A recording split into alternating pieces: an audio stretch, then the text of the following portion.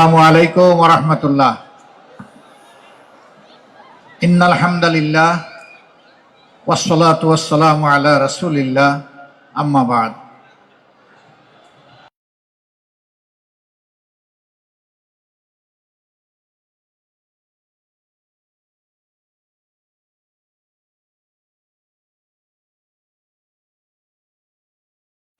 সাদাকাল্লাহু মাওলানাল আযীম।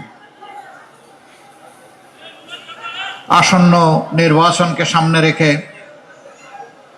বিশেষ করে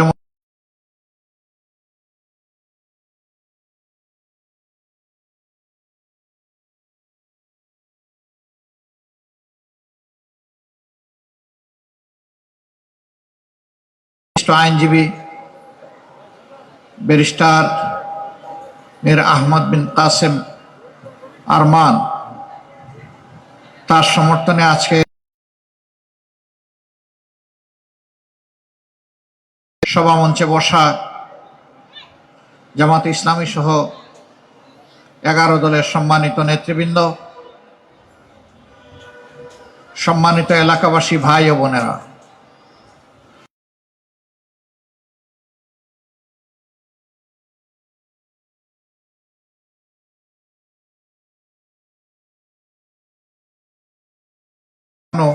সামিল রেখেছেন এবং তারই অংশ হিসাবে আজকে এখানে আপনাদের সামনে দাঁড়াবার সুযোগ করে দিয়েছেন। আলহামদুলিল্লাহ। আমি আজকে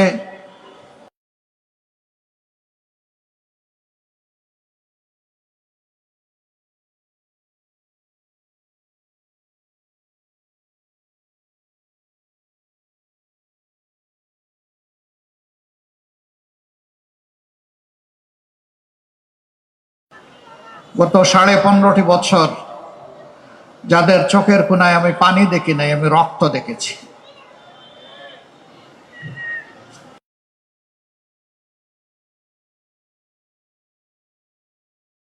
হারিয়েছেন, কেউ প্রিয়তম স্বামীকে হারিয়েছেন, কেউ তার ভাইকে হারিয়েছেন। অবশ্যই যে এই 2.5 বছর ধরে আমাদের কাছে কোনো খবর নাই। আমার ফোনে কোনো কল আসে, রিং যখন বেজে উঠে, আমার নাতনি দুটি দৌড়ে আসে, বলে দাদু রাখে আল্লাহ মা রেখে।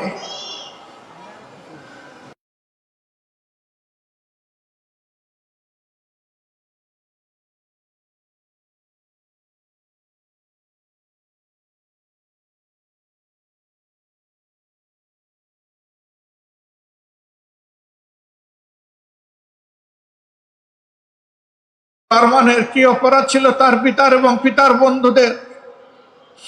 এই জবাব আমি দিব না, আমার আল্লাহই জবাব দিয়েছে। ওমা নাকামু মিনহুম ইল্লা ইউমিনু বিল্লাহিল আজিজিল হাকিম। তারা কাঁদেননি, তারা জান্নাতি হাসি ঠুটে নিয়ে তিনি এদেশের যুবকদের যুবতীদের ভাগ্য বদলানোর একজন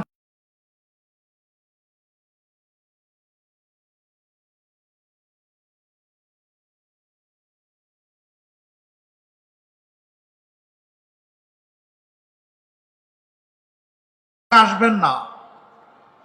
তিনি জানতে চেয়েছেন কেন। তারা বলেছে, দেখেন না আপনার সিনিয়র নেতৃবৃন্দের সাথে কি করা হচ্ছে। তিনি বললেন, আমি যদি না আসি প্রমাণ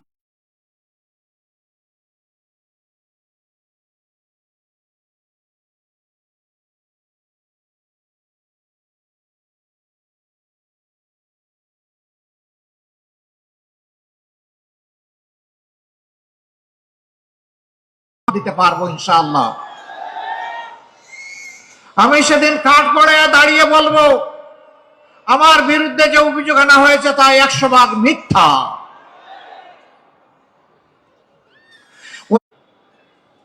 দোয়া করি সমস্ত হারানো নেতৃবৃন্দকে আল্লাহ তাআলা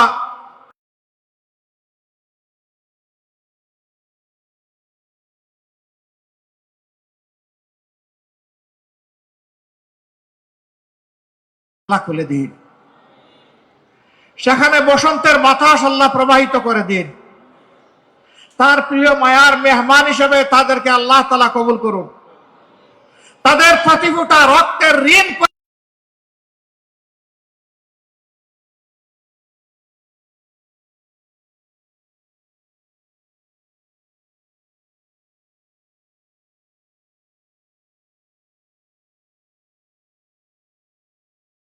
তৌফিক চাই এই সংগ্রাম আমরা যেন চালিয়ে যেতে পারি, এ লড়াই আমরা যেন অব্যাহত রাখতে পারি মুক্তির মঞ্জিলে পৌঁছার আগ পর্যন্ত।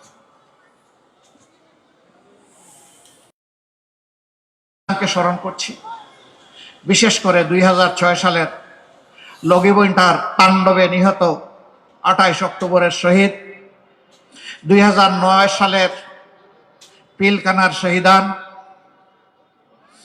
গোটা 15.5 বছর ধরে তিলে তিলে যাদেরকে খুন করা হয়েছে, শুধু আমাদের দলেরই এই সংখ্যা সহস্রাধিক। অন্যান্য দলের আলিম ওলামা, নিরীহ মানুষ, সাংবাদিক বন্ধুগণ, সুশীল সমাজের সদস্য যাদেরকেই খুন করা হয়েছে, তাদের সকলের জন্য মহান আল্লাহর দরবারে শাহাদাত কামনা করছি। তাদের পরিবারের প্রতি গভীর সমবেদনা জ্ঞাপন করছি।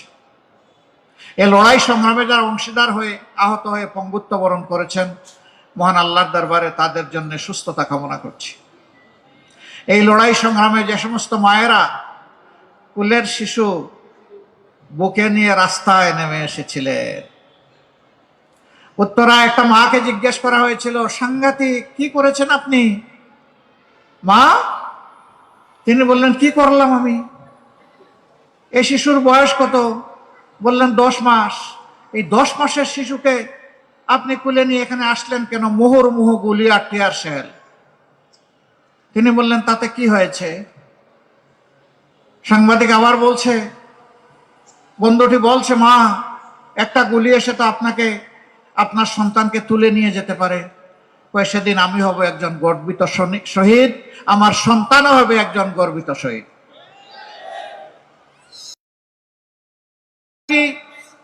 ঘরে বসে দোয়া করলে হয় না? কয় না, হবে না।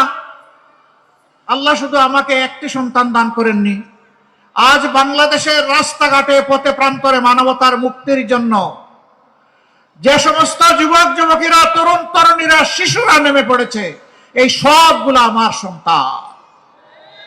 আমি সেই সন্তানদের সাথে একাত্মতা ঘোষণা করতে, সহানুভূতি জানাতে আমি এখানে এসেছি। আমি রাস্তা ছাড়ব না। মা, তোমাকে সেলিউট। তুমি সত্যিকারের বীরঙ্গনা। তুমি গুলোকে পরোয়া করো নাই, নিজের জীবনকে, সন্তানের জীবনকে পরোয়া করো নাই। ওরকম মারা রাস্তায় নেমেছিলেন বলেই বাতিল পালাতে বাধ্য হয়েছিল। বলা হয় জামাতে ইসলামী যদি দেশের ক্ষমতায় যায়, ওনাদের ভাষায়, আমরা ক্ষমতা বলি না, আমরা বলি আল্লাহ যদি দেশের মানুষের সেবা করার সুযোগ দেন, তাহলে মহিলাদেরকে ঘর থেকে বের হতে দেবে না। তো আজকে এই মহিলারা কেমনে আসলেন? আমাদের ঘরে নারীরা নাই, মা নাই, স্ত্রী নাই, জায়া নাই? অবশ্যই আছে। তারা আলহামদুলিল্লাহ অনেকেই উচ্চশিক্ষিতা, অনেকেই পেশাগত দায়িত্ব পালন করছেন, এদেশের সেবামূলক প্রতিষ্ঠানের সাথে সংযুক্ত আছেন। হ্যাঁ, আমাদের বিরুদ্ধে এগুলো মিথ্যা অপবাদ। কারণ আজকে যখন একজন অতি আধুনিক পোশাকে সজ্জিত একজন বোনকে জিজ্ঞেস করা হয়, আপনি কাকে চান আগামীর ক্ষমতায়, দেশের শাসক হিসাবে? এ বোনটি বলে, আমি জামাতকে চাই। কেন চান? যে জামাত আসলে দেশটা ঠিক হবে। আপনি তো তখন এই পোশাক পরতে পারবেন না। পারবো না, তখন তো আপনাকে অন্য কোনো পোশাক পরতে হয়। পারবো। তারপরে আপনি চান? বলে, হ্যাঁ আমি চাই। আচ্ছা, জামাতের কোন জিনিসটা আপনার ভালো লাগে? বলে যে জামাতই আমার ভালো লাগে। এই যে ওনাকে আবার জিজ্ঞেস করা হয়েছে কেন, বলেছে তাদের কাছেই নারীর জাতি সম্মানে থাকবে, নিরাপদে থাকবে। এই যে আমাদের মায়েরা ফিল করেন যে আমরা আসলে তারা নিরাপদে থাকবেন, এটি আল্লাহ তাআলার পক্ষ থেকে আমাদের জন্য বিশাল পাওনা। আপনাদের এই ফিলিং এর ঋণ আমরা পরিশোধ করতে পারবো না, তবে কথা দিচ্ছি আল্লাহ সুযোগ দিলে অবশ্যই আপনাদের আস্থার প্রতিদান দেওয়াই হবে আমাদের 1 নম্বর কর্তব্য। ইনশাআল্লাহ তাআলা লাজিম এই কাজে আমাদেরকে কেউ বিরত রাখতে পারবে না। আমরা ঘরে, চলাচলে, কর্মস্থলে, সকল জায়গায় আমাদের মায়ের জাতির মর্যাদা এবং নিরাপত্তা ইনশাআল্লাহ শতভাগ আমরা নিশ্চিত করব। এই ব্যাপারে কারো সাথে আপোষ করব না।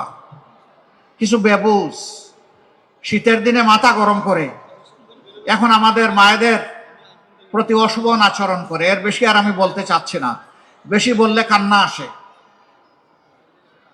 মাদেরকে রক্তাক্তও করে। আমি ওদের প্রতি আহ্বান জানাই, তোমরা আগে তোমাদের নিজের মাকে সম্মান করতে শিখো, তোমাদের বোনকে সম্মান করতে শিখো, তাহলে তোমরা গোটা নারী জাতিকে সম্মান করতে পারবা ইনশাআল্লাহ। আফসোস, তারাই আবার বলেন যে নারীদেরকে সম্মানিত করার জন্য ফ্যামিলি কার্ড দিবেন নারীদের হাতে।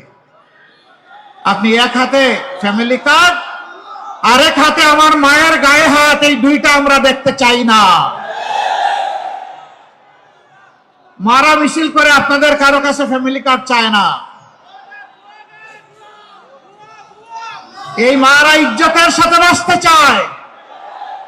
আগে আমার মায়ের ইজ্জতের কথা বলুন, রাখেন আপনার ফ্যামিলি কার্ড। আমার মায়ের ইজ্জতের বিনিময়ে কখনোই ফ্যামিলি কার্ড হতে পারে না।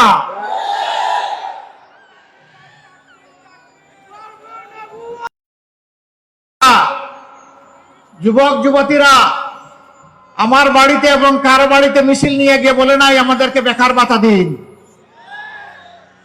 আমরা তাদের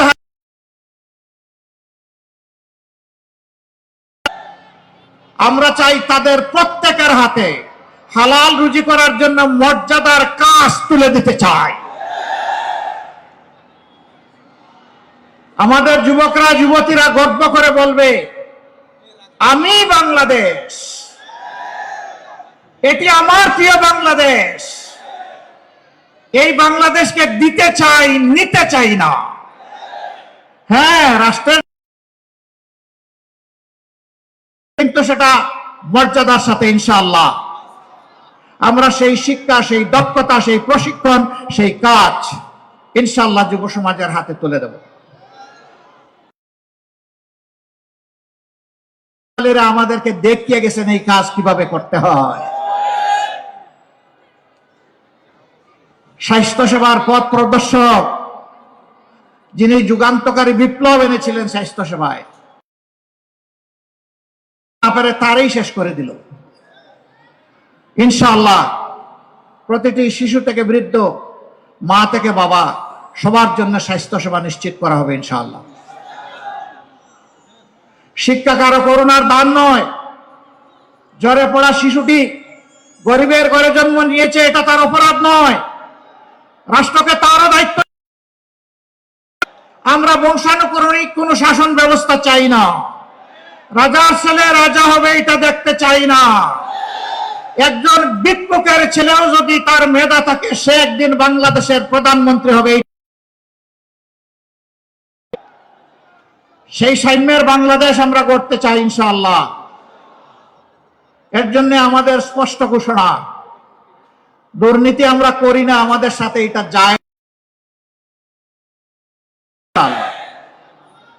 চাঁদা আমাদের লোকেরা নেয় না, চাঁদাকে ঘৃণা করে, চাঁদা হারাম। এ দেশ আমাদের হাতে আসলে কোন চাঁদাবাজের অস্তিত্ব থাকবে না ইনশাআল্লাহ। তো চাঁদাবাজরা যাবে কোথায়? ওরাও আমাদের সন্তান, ওদেরকেও শিখাবো, ওদেরকে প্রশিক্ষণ দেব, ওদের হাতেও মর্যাদার কাজ তুলে দেবো ইনশাআল্লাহ। তারা গৌরবের সাথে দেশ সজ্জার কাজে লেগে যাবেন। যেই সমস্ত ধান্দাবাজরা আমাদের এই ছোট্ট ছোট্ট ছেলেগুলাকে অপকর্মে ব্যবহার করে, তাদেরকে আমরা সেদিন মর্যাদাপূর্ণ হালাল রুজির ব্যবস্থা করে দেব। কারণ দেশ আমাদের সকলের। আমরা কোন স্লোগান দিয়ে দেশকে বিভক্ত করতে চাই না। ধর্মের ভিত্তিতেও নয়, কর্মের ভিত্তিতেও নয়, সবাই মিলে আমরা সামনে আগাতে চাই। যারা জাতিকে বিভক্ত করতে চায় তারা জাতির বন্ধু হতে পারে না। অতীত নিয়ে যারা কামড়ি করে তারা জাতিকে নিয়ে সামনে আগাতে পারবে না। সামনে কেবল তারাই আগাতে পারবে যাদের ভিশন আছে, দূরদর্শিতা আছে, সদিচ্ছা আছে, দেশের প্রতি প্রেম ভালোবাসা আছে, মানুষের প্রতি দায় আছে, দরদ আছে, শ্রদ্ধা আছে। দেশ নিয়ে কেবল তারা আগাবে। কোন ধর্ম, বর্ণ কিংবা লিঙ্গের ভিত্তিতে কাজ কেউ পাবে না। কাজ পাবে তার যোগ্যতার ভিত্তিতে ইনশাআল্লাহ। এখানে নৈতিক আনুগত্য অচল, এখানে থাকবে মেরিটোক্রেসি, এখানে থাকবে মেধা ইনশাআল্লাহ তাআলা লাজিম। সেই দেশটাই আমরা গড়তে চাই। এমন একটি দেশ গড়ার কাজে আপনারা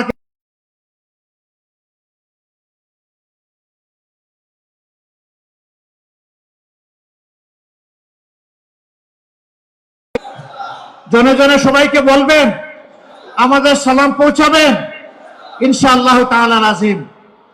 আমরা কথা দিচ্ছি আমাদের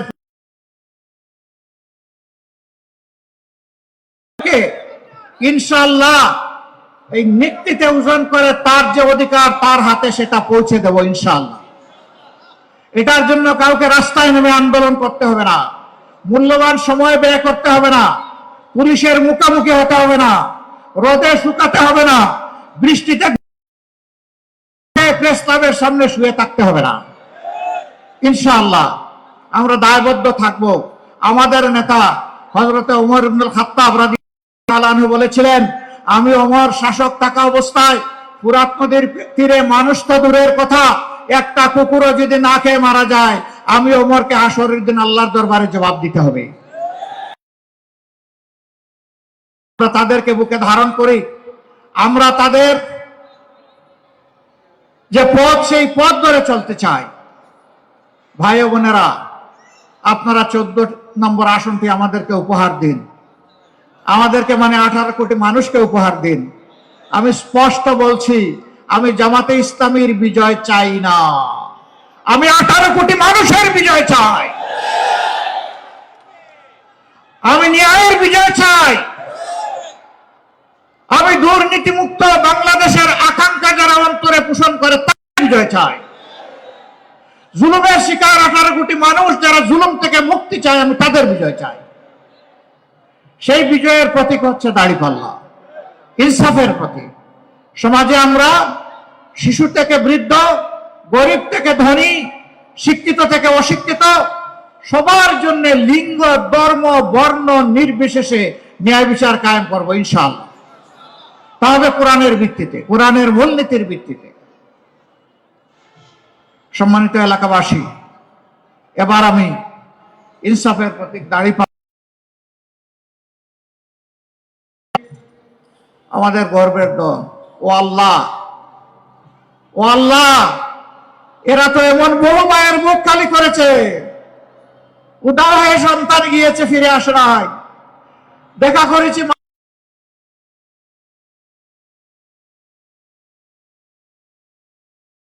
ওর খবরের মাটি চুয়ে একটু জানকে ঠান্ডা করি। তুমি তো আরমানকে রেখে দিয়েছো, তুমি যখন রেখে দিয়েছো এই জাতির সেবা করার সুযোগটাও তুমি দাও।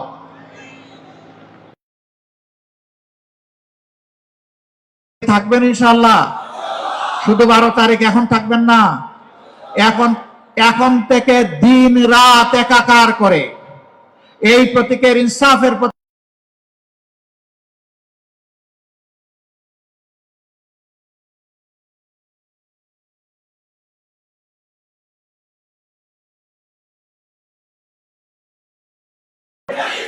12 তারিখ সারাদিন বিজয়ের ইনশাআল্লাহ, ইনশাআল্লাহ। জাযাকুমুল্লাহু খায়রান, বারাকাল্লাহু বিহায়াতিকুম। আসুন মহান আল্লাহর নামে তাকবীর ধ্বনি উচ্চারিত করে আমি বিদায় নেই। লিল্লাহি তাকবীর, লিল্লাহি তাকবীর। ইনকিলাব, ইনকিলাব, ইনকিলাব, ইনকিলাব। হাদি, আবরার ফাহাদ, আবু সাইদ, তোমাদেরকে আমরা কথা দিচ্ছি, তোমাদের সঙ্গীদেরকে আমরা কথা দিচ্ছি, ইনশাআল্লাহ তোমাদের স্বপ্ন বাস্তবায়নে লড়ে যাব, দুনিয়ার মাটিতে তোমাদের বিচার নিশ্চিত করবো ইনশাআল্লাহ। আল্লাহ হাফেজ। বাংলাদেশ জিন্দাবাদ। 11 দলীয় নির্বাচনী ঐক্য জিন্দাবাদ। ঐক্যবদ্ধ বাংলাদেশ জিন্দাবাদ। বাংলাদেশ জামাত ইসলামী জিন্দাবাদ। আসসালামু আলাইকুম।